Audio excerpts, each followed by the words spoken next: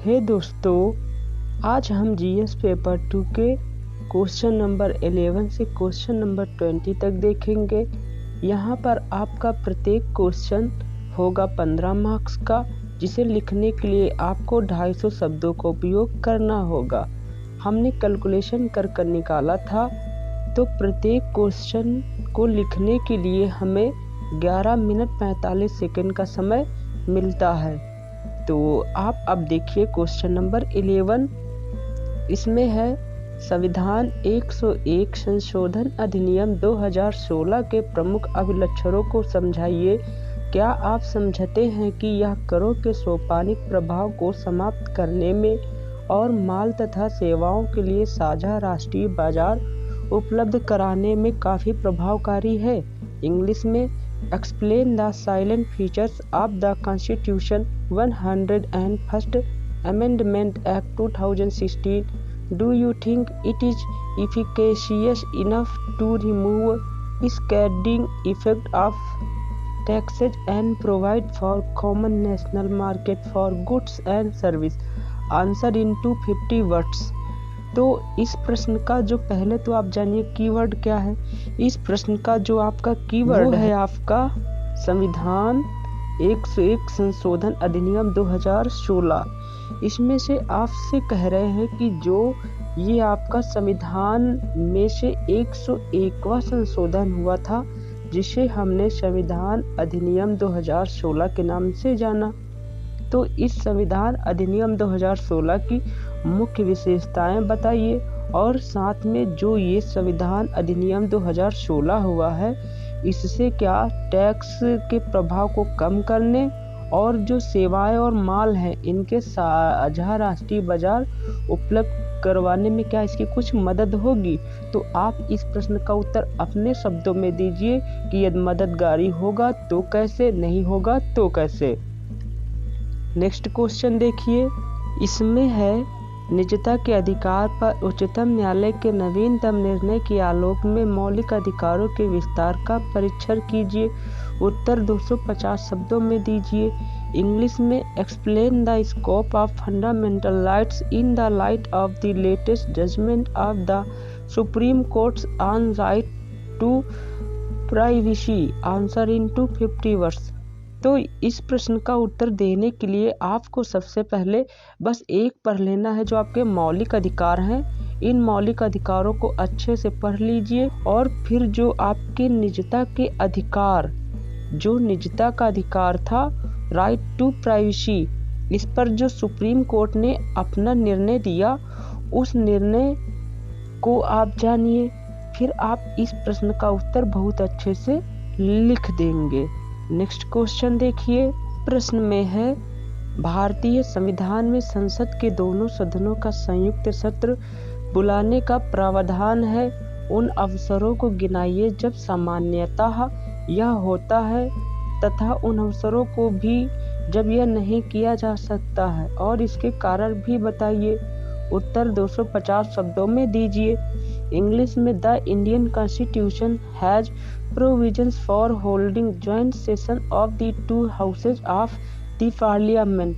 Enumerate the occasions when this would normally happen and also the occasions when it cannot, with reason therefore. Answer in 150 words. तो इसमें कह रहे हैं कि जो हमारे भारत देश का संविधान है, जो हमारा भारत देश का संविधान संसद है, इस संसद में से दो आपके सदन होते हैं, लोकसभा और राज्यसभा। तो इन दोनों सदनों को आप एक साथ कब बुलाते हैं और कब नहीं बुलाते हैं, उन कारणों को बतलाइए कि कब दोनों सदनों को एक साथ बुलाया जाता है और कब दोनों सदनों को एक साथ बुलाया नहीं जाता है। तो इसके लिए बस आप सबसे पहले संसद के दोनों जो आपके सदन हैं, इनके विषय में अच्छे से पढ़ लीजिए। आपका ये क्वेश्चन भी सॉल्व हो जाएगा। नेक्स्ट क्वेश्चन देखिए। इस क्वेश्चन में है भारत में लोकतंत्र की गुणवत्ता को बढ़ाने के लिए भारत के चुनाव आयोग ने 2016 में चुनावी सुधारों का प्रस्ताव दिया है। सुझाए गए सुधार क्या हैं और लोकतंत्र को सफल बनाने में वे किस सीमा तक महत्वपूर्ण है? उत्तर 250 शब्दों में दीजिए। इंग्लिश में to enhance the quality of democracy in India the Election Commission of India has proposed electoral reforms in 2016। What are the suggested reform and how far are they significant to make democracy successful? Answer in 250 words. तो इस question का जो पहले तो आप जानिए कि keyword क्या है। तो इसका कीवर्ड है चुनाव आयोग ने जो 2016 में चुनावी सुधार किए थे। ये तो आप देखिए ये जीएस पेपर 2 का सन 2017 में पूछा गया क्वेश्चन है। और ये जो चुनाव सुधार हुए थे जो कि चुनाव आयोग ने किए थे 2016 में, तो जस्ट एक साल पहले का करंट का ये क्वेश्चन है। तो इस क्वेश्चन में कह रहे हैं कि सन 2016 में चुनावों को सुधार में से चुनाव आयोग ने जो सुधार किए, तो पहले आप उन सुधार को बताइए। दूसरी चीज, ये कितनी सीमा तक आपके सुधारों को सफल बनाने में महत्वपूर्ण भूमिका निभाएंगे। नेक्स्ट क्वेश्चन देखिए। इस क्वेश्चन में है महिलाएं जिन समस्याओं का सार्वजनिक एवं निजी दोनों स्थलों पर सामना कर रही हैं, क्या राष्ट्रीय महिला आयोग उनका समाधान निकालने की रणनीति बनाने में सफल रहा है?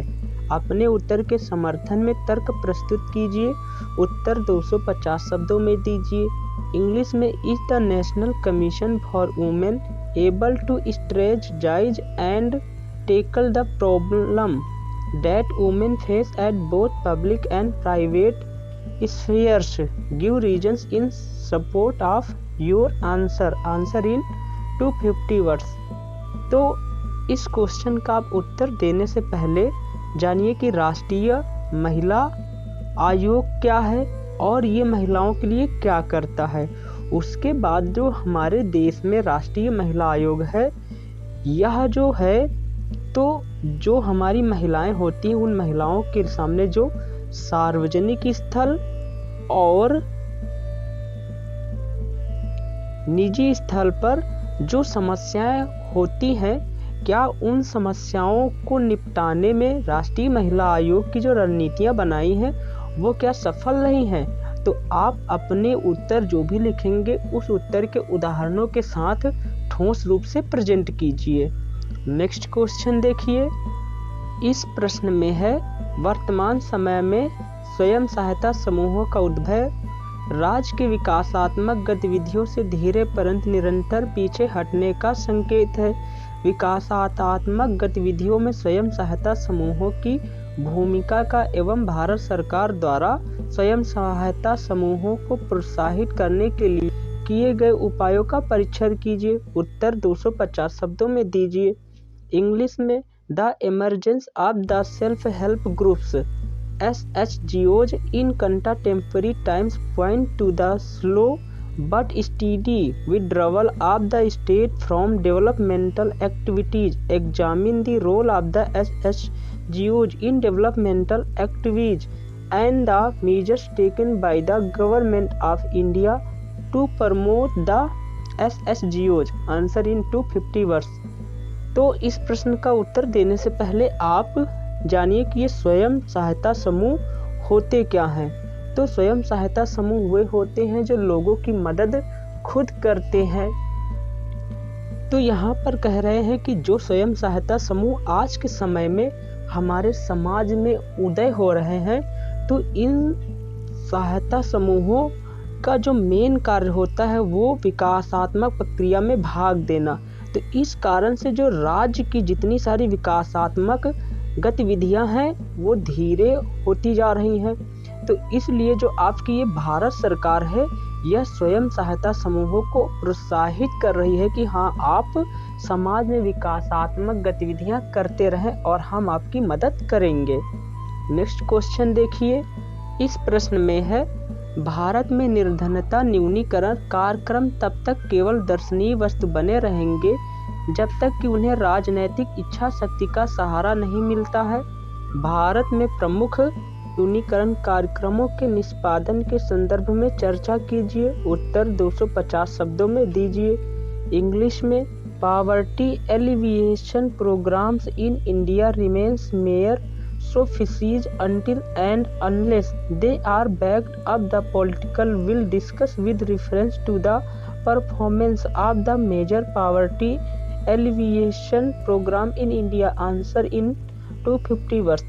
तो इस प्रश्न में कह रहे हैं आपसे कि जो हमारे भारत देश में आज भी जितनी सारी निर्धनता है, न्यूनीकरण, तो ये निर्धनता क्यों है? क्योंकि उन्होंने कहा कि राजनैतिक इच्छा शक्ति की कमी की वजह से आज भी भारत देश में जो है निर्धनता बनी हुई है।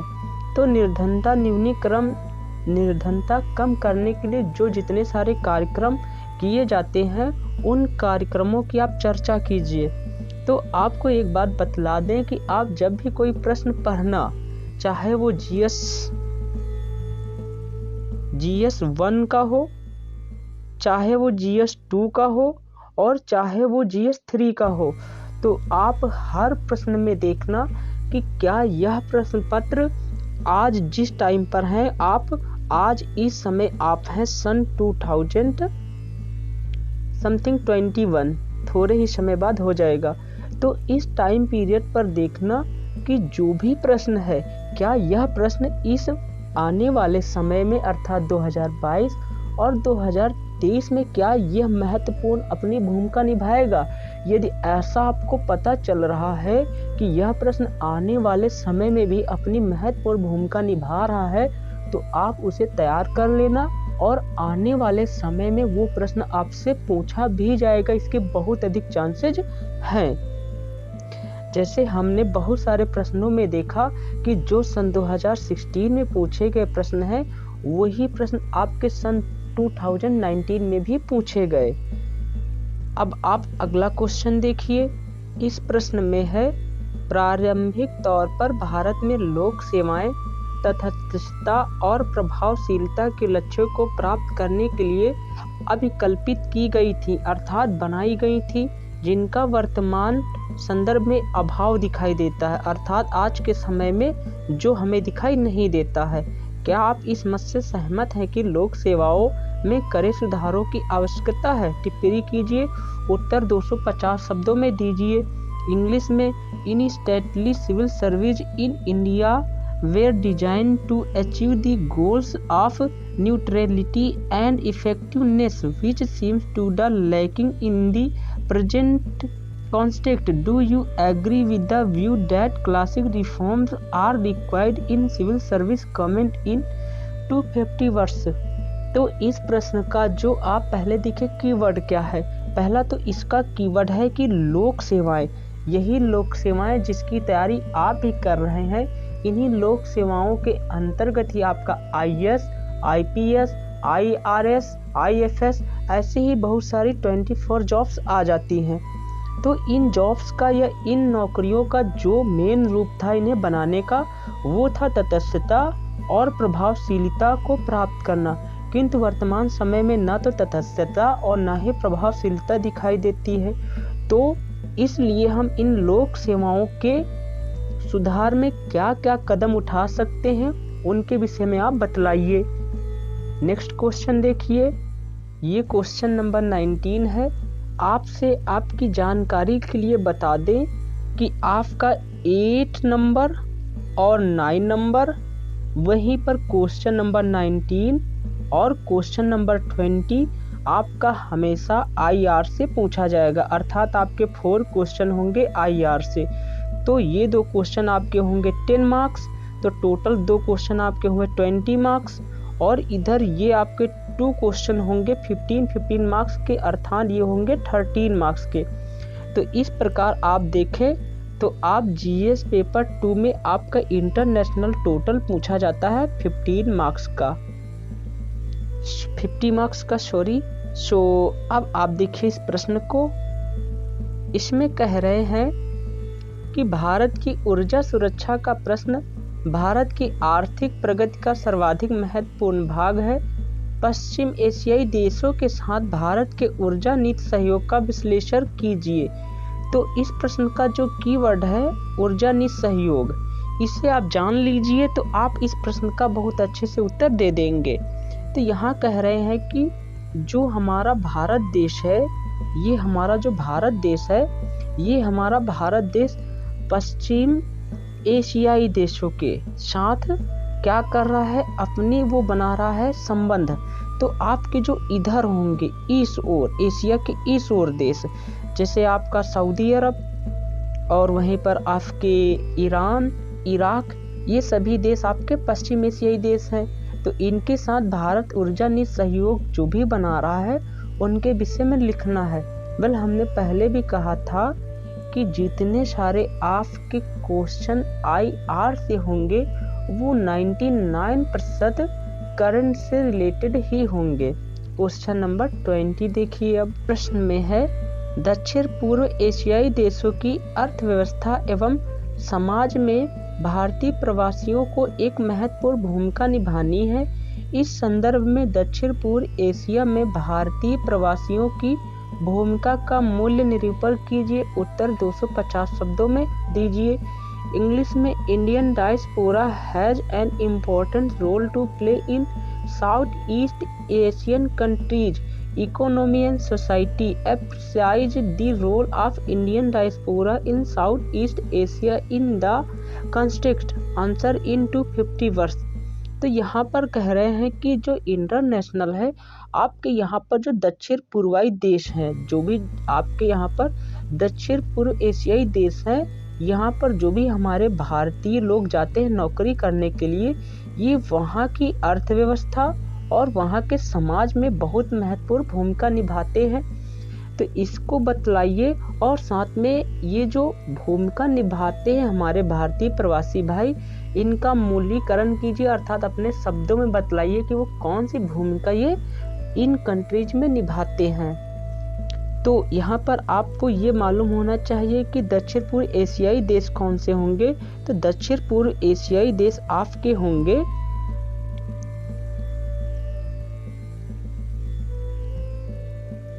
जो यहाँ पर ये है आपका इंडोनेशिया, थाईलैंड, बर्मा और यहीं पर ये फिलीपींस, ये है हमारे दक्षिण पूर्व एशियाई देश और ये हमारी इंडिया है।